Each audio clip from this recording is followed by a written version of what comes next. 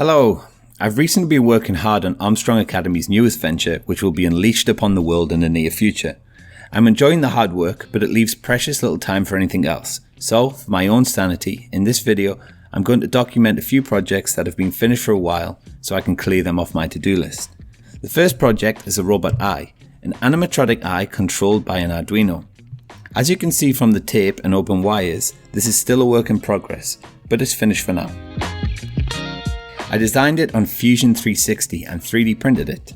I then decorated it with paint, some thread, glue and epoxy. It created a pretty realistic finish. Users can move the eye around using a joystick and can press on it to make it blink.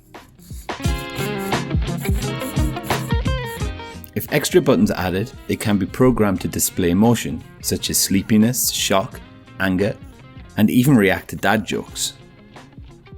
Next is a super quick project. I bought some AirPod Pros, which are awesome but also very nerve-wracking.